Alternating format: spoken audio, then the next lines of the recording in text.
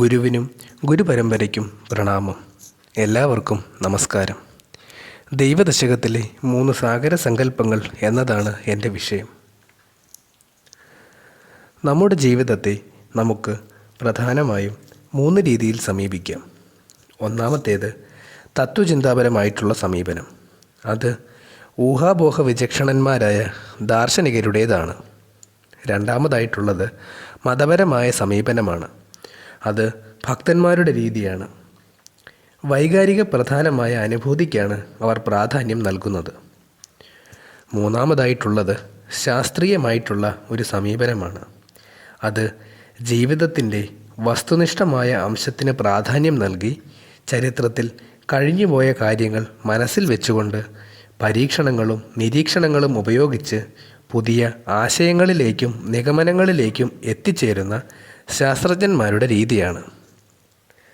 നാരായണ ഗുരുവിൻ്റെ കൃതികളിലേക്ക് ആഴ്ന്നിറങ്ങി ചെല്ലുമ്പോൾ നമുക്ക് മനസ്സിലാകും, ഗുരു ജീവിതത്തെ നോക്കിക്കണ്ടിരുന്നത് ഇതിൽ ഏതെങ്കിലും ഒരു തരത്തിലല്ല, മറിച്ച് തത്വചിന്താപരമായും മതപരമായും ശാസ്ത്രീയമായുമാണ് ഗുരു ജീവിതത്തെ നോക്കിക്കണ്ടത്. അങ്ങനെയുള്ള ഗുരുവിൻ്റെ ദൈവദശകവും ഒരു ദർശനമായും പ്രാർത്ഥനയായും ശാസ്ത്രമായും ഒരേ സമയത്ത് കണ്ടുകൊണ്ട് വേണം പഠിക്കാൻ ശ്രമിക്കേണ്ടത്. നമ്മുടെ ജീവിതത്തെ നമ്മൾ മുന്നോട്ട് നയിക്കുമ്പോൾ അതിൽ 2 മൗലിക ഘടകങ്ങൾ ഉൾക്കൊണ്ടിരിക്കുന്നു. ഒന്നാമതായി, എങ്ങോട്ടാണ് നമ്മൾ ഈ ജീവിതത്തെ നയിച്ചുകൊണ്ട് പോകുന്നത് എന്നറിഞ്ഞിരിക്കണം. അതിനെയാണ് ലക്ഷ്യബോധമെന്ന് വിളിക്കുന്നത്. രണ്ടാമതായി, ഈ ലക്ഷ്യത്തിൽ എത്തിച്ചേരുന്നതിന് സ്വീകരിക്കുന്ന വഴി ഏതാണ് എന്ന അറിവ് ഉണ്ടായിരിക്കുക എന്നതാണ്. അതിനെ നമുക്ക് മാർഗബോധം എന്ന് വിളിക്കാം. ഓരോ മനുഷ്യൻ്റെയും ജീവിതത്തിൽ ഇത്തരത്തിൽ വ്യക്തമായ ഒരു ലക്ഷ്യബോധവും മാർഗബോധവും ഉണ്ടായിരിക്കണം. അതോടൊപ്പം ആ ലക്ഷ്യവും മാർഗവും എന്താണെന്ന് തീരുമാനിക്കുന്നതിനുള്ള സ്വാതന്ത്ര്യവും വേണം. ഈ സ്വാതന്ത്ര്യം ഒരിക്കലും നിഷേധിക്കാൻ പാടില്ല. കാരണം അങ്ങനെ നിഷേധിക്കപ്പെട്ടാൽ പിന്നെ ജീവിതമല്ലാതെയായി മാറും. മനുഷ്യ ജീവിതത്തിൽ സ്വാതന്ത്ര്യത്തിന് അത്രത്തോളം സ്ഥാനമുണ്ട്.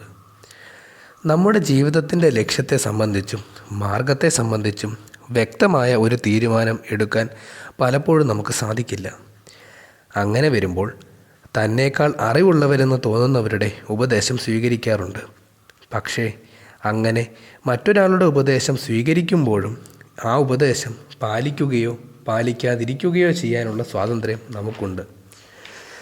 ഈ സ്വാതന്ത്ര്യം അനുഭവിക്കുമ്പോഴാണ് നമ്മുടെ ജീവിതം അർത്ഥവത്തായി തീരുന്നത്. നമ്മുടെ ജീവിതത്തിൻ്റെ ലക്ഷ്യം എന്താണെന്നും ആ ലക്ഷ്യത്തിൽ എങ്ങനെ എത്തിച്ചേരണമെന്നും തീരുമാനിക്കുന്നതിനുള്ള സ്വാതന്ത്ര്യം നമുക്കുണ്ട്. പക്ഷേ ഇതിനൊരു മറുവശമുണ്ട്. അത് തികഞ്ഞ പാരതന്ത്ര്യത്തിൻ്റേതാണ്. നമ്മൾ സ്വാതന്ത്ര്യബോധത്തോടു കൂടി ജീവിക്കാൻ നിർബന്ധിതനായിരിക്കുന്നത് നമ്മുടെ ഇഷ്ടത്തിനൊത്ത് എല്ലാം നടക്കുന്ന ഒരു ലോകത്തിലല്ല, മറിച്ച് നമുക്ക് ഒരു നിയന്ത്രണവുമില്ലാത്ത പ്രകൃതിയുടെ ഭാഗമായിട്ടാണ്. ഈ പ്രകൃതിയെ ഭരിക്കുന്ന നിയമങ്ങൾ എന്തൊക്കെയാണെന്ന് നമുക്ക് കണ്ടെത്താൻ സാധിക്കുമെന്ന് തോന്നുന്നുമില്ല. കാരണം അത്രയ്ക്ക് വലുതാണ് പ്രപഞ്ചത്തിൻ്റെ വ്യാപ്തിയും സങ്കീർണതയും. നമ്മുടെ അറിവിൻ്റെ പരിമിതിയിൽ നിന്നുകൊണ്ട് നമ്മൾ ചില പ്രകൃതി നിയമങ്ങൾ കണ്ടെത്തിയിട്ടുണ്ടെങ്കിലും ആ തത്വങ്ങൾ മാത്രമാണ് ഈ പ്രപഞ്ചത്തെ ഭരിക്കുന്നത് എന്ന് നമുക്കൊരിക്കലും പറയാൻ സാധിക്കില്ല. നമ്മുടെ ജീവിതം ഒരു മുന്നേറ്റമാണ്. ഭൂതത്തിൽ നിന്ന് ഭാവിയിലേക്കുള്ള ഒരു മുന്നേറ്റം. ഈ മുന്നേറ്റത്തിലെ ഓരോ നിമിഷവും ഇടതും വലതുമായി വർത്തിക്കുന്ന തികഞ്ഞ സ്വാതന്ത്ര്യവും തികഞ്ഞ പാരതന്ത്ര്യവും എന്ന 2 വിരുദ്ധ കോടികളെ ഒരേ സമയം തമ്മിലിണക്കി നിർത്തേണ്ടത് അനിവാര്യമായി വരുന്നു. ഇവിടെയാണ് പലപ്പോഴും നമ്മൾ നിസ്സഹായനായി നിൽക്കുന്നത്. നമ്മുടെ ജീവിതത്തെയും ആകെയുള്ള പ്രപഞ്ച പ്രവാഹത്തെയും ചേർത്ത് വെച്ച് കാണാനാവാതെ പകച്ചു നിന്ന് പോകുന്നത്. നമ്മുടെ ഇച്ഛയെയും പ്രകൃതിയുടെ ഇച്ഛയെയും ഏകോപിപ്പിക്കാനുള്ള ശ്രമം 2 തരത്തിലാകാം. ഒന്ന്, പ്രകൃതിയുടെ ഇച്ഛയെ നമ്മുടെ ഇച്ഛയ്ക്കൊത്തതാക്കി തീർക്കുക. അതൊരിക്കലും സാധ്യമല്ല. കാരണം നമ്മുടെ മനസ്സിനെ എത്തിപ്പിടിക്കാവുന്നതിനും അപ്പുറത്തുള്ള ഒരു തലത്തിലാണ് പ്രകൃതിയുടെ ഇച്ഛ പ്രവർത്തിക്കുന്നത്. പിന്നെ സാധ്യമായിട്ടുള്ളത് നമ്മുടെ ഇച്ഛയെ പ്രകൃതിയുടെ ഇച്ഛയോട് ചേർത്ത് വെച്ച് കാണാനാണ്. അതായത് നമ്മുടെ ഉണ്മയെ ആകവേയുള്ള ഉണ്മയോട് ചേർത്ത് വെച്ച് കാണുക എന്നത്. ഓരോ വ്യക്തിയും തൻ്റെ ഉണ്മയെ ആകവേയുള്ള ഉണ്മയോട് ചേർത്ത് വെച്ച് കാണുന്നതിനു വേണ്ടി നിരന്തരം നടത്തുന്ന ശ്രമമാണ് പ്രാർത്ഥന. ഇവിടെ പ്രാർത്ഥന തുടങ്ങുന്നത് ദൈവമേ എന്ന് വിളിച്ചുകൊണ്ടും അവസാനിക്കുന്നത് സുഖമെന്ന് പറഞ്ഞുകൊണ്ടുമാണ്. എല്ലാ മതങ്ങളുടെയും അന്തിമ ലക്ഷ്യം എന്നത് ആത്മസുഖമാണ്. ദൈവ സാക്ഷാത്കാരമാണ് സുഖത്തെ നൽകുന്നതെന്ന് എല്ലാ സ്വേശ്വര മതങ്ങൾക്കും നിശ്ചയവുമുണ്ട്. അതുകൊണ്ട് ദൈവം ഒരേ സമയത്തു തന്നെ ലക്ഷ്യവും മാർഗവുമാകുന്നു. ദൈവദശകത്തെ സൂക്ഷ്മമായ തലത്തിൽ പഠിക്കുമ്പോൾ ഈ തത്വം കണ്ടെത്താൻ നമുക്ക് സാധിക്കും. ഇവിടെ ഒന്നാമത്തെ ശ്ലോകത്തിൽ ഇഹലോകത്തെ ദുഃഖഭൂയിഷ്ടമായ സംസാര സാഗരമായും ഭക്തനെ അതിലകപ്പെട്ട അശരണനായും ദൈവത്തെ സംസാര സാഗരത്തിൻ്റെ മറുകര എത്തിക്കുവാൻ കഴിവുള്ള നാവികനായും ഈശ്വരപദത്തെ ജനനമരണ ദുഃഖമാകുന്ന വൻകടലിൻ്റെ മറുകര എത്തിക്കുന്ന ആവിക്കപ്പലായും സങ്കല്പിച്ചിരിക്കുന്നു. ദിവ് എന്ന ധാതുവിൽ നിന്നാണ് ദൈവം എന്ന വാക്കുണ്ടായിട്ടുള്ളത്. ദിവ് എന്നാൽ പ്രകാശം എന്നർത്ഥം. പ്രകാശം ഇരുളിനെ മാറ്റുകയും വസ്തുവിൻ്റെ യഥാർത്ഥ സ്വരൂപത്തെ കാണിക്കുകയും ചെയ്യുന്നു. അങ്ങനെ പ്രകാശം ജ്ഞാനത്തെ നൽകുകയും ഇരുൾ അജ്ഞാനത്തെ ഉണ്ടാക്കുകയും ചെയ്യുന്നു.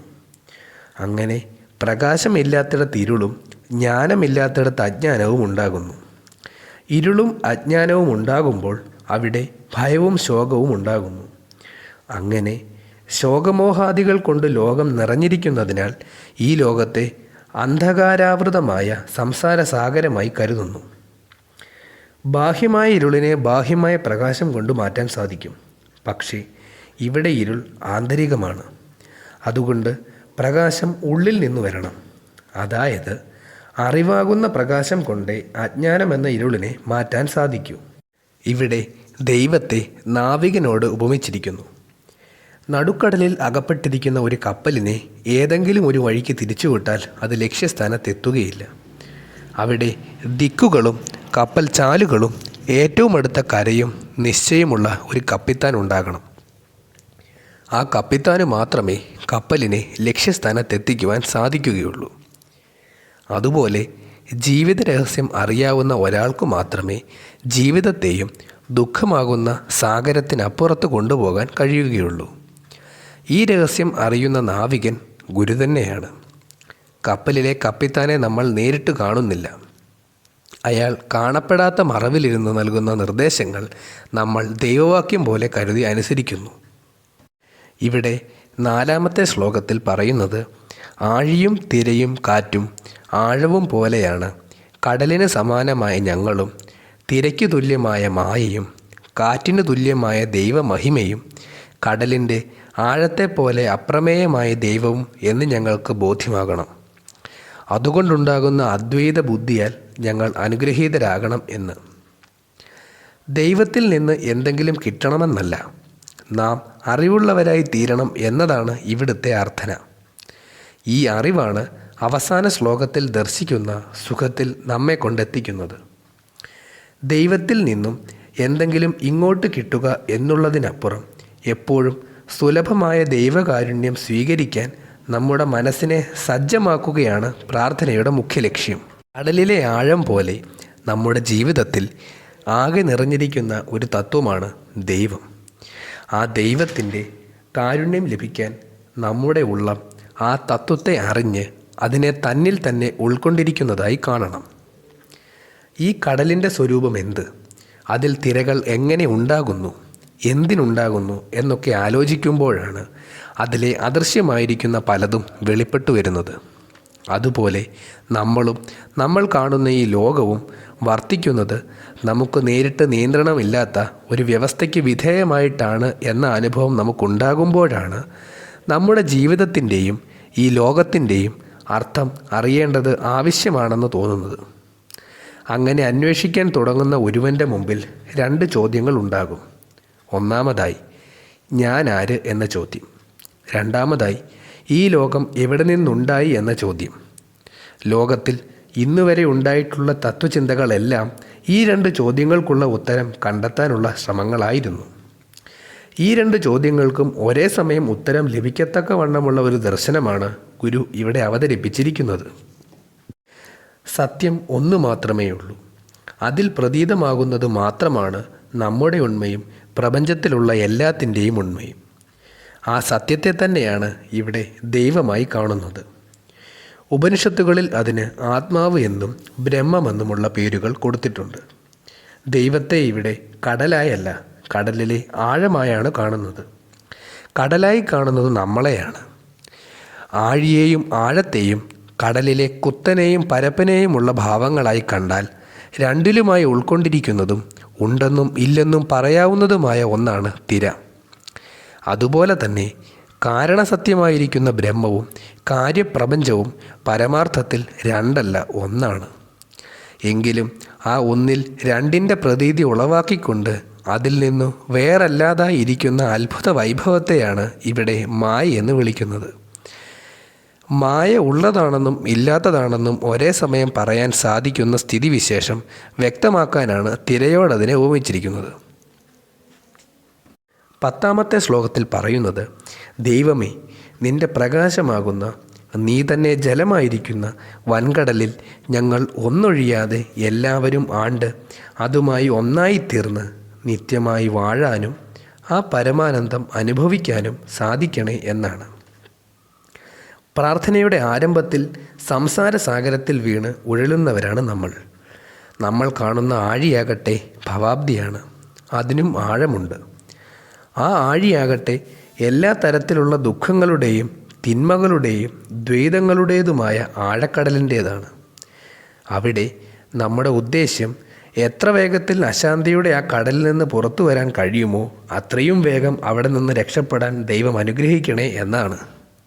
എന്നാൽ പ്രാർത്ഥനയുടെ അവസാന ഭാഗത്തേക്ക് വരുമ്പോൾ പ്രത്യക്ഷത്തിൽ ആദ്യത്തെ പ്രാർത്ഥനയുടെ നേരെ ഘടകവിരുദ്ധമായ ഒരു അഭ്യർത്ഥനയാണ് അപേക്ഷാരൂപത്തിൽ നടത്തിയിരിക്കുന്നത് എന്ന് തോന്നും. ഇവിടെ നമ്മൾ ആഗ്രഹിക്കുന്നത് ഒരിക്കലും നിൻ മഹസാമാഴിയിൽ നിന്ന് പുറത്തു പോകുവാൻ ഇടയാകരുതെന്നും മറിച്ച് നമ്മൾ മാത്രമല്ല സകലമാന ജീവജാലങ്ങളും ആ ആഴിയിൽ എന്നേക്കുമായി ആണ്ടുപോയി അവിടെ തന്നെ സുഖത്തിൽ നിമഗ്നരായി ജീവിക്കണം എന്നുമാണ്. തുടക്കത്തിൽ നമുക്ക് ഭവാബ്ദിയിൽ നിന്ന് അല്ലെങ്കിൽ സംസാര സാഗരത്തിൽ നിന്ന് കരകയറണമായിരുന്നു. അതിനായി നമ്മൾ ജീവിതത്തിൻ്റെ പരമാർത്ഥ സ്വരൂപം അറിയാൻ ശ്രമിച്ചു. അങ്ങനെ അതറിഞ്ഞു കഴിഞ്ഞപ്പോൾ ജീവിതം എന്നത് സത്തും ചിത്തും ആനന്ദവുമായ ദൈവത്തിൻ്റെ മഹസ്സു മാത്രമാണെന്ന് കണ്ടു. അങ്ങനെ ഈ സത്യം അറിഞ്ഞു കഴിഞ്ഞാൽ പിന്നെ ജീവിതത്തെ കാണുന്നത് ഭവാബ്ദിയായിട്ടോ സംസാരസാഗരമായിട്ടോ ദുഃഖസാഗരമായിട്ടോ ഒന്നുമല്ല, ദൈവത്തിൻ്റെ മഹസ്സാകുന്ന കടലിൽ നിരന്തരം നടക്കുന്ന തിരയിളക്കങ്ങളാകുന്ന കർമ്മങ്ങളായിട്ടാണ്. അവിടെ ജീവിതത്തിലെ ഗതിവിഗതികളിലെല്ലാം ദൈവത്തിൻ്റെ മഹസ്സിനെയാണ് കാണുന്നത്. അതിൽ നിന്ന് ഇനി കരകയറണമെന്നല്ല, ഒരിക്കലും കരകയറാതെ അതായി തീർന്നാൽ മതി എന്നാണ് നമ്മൾ അർത്ഥിക്കുന്നത്. നന്ദി, നമസ്കാരം.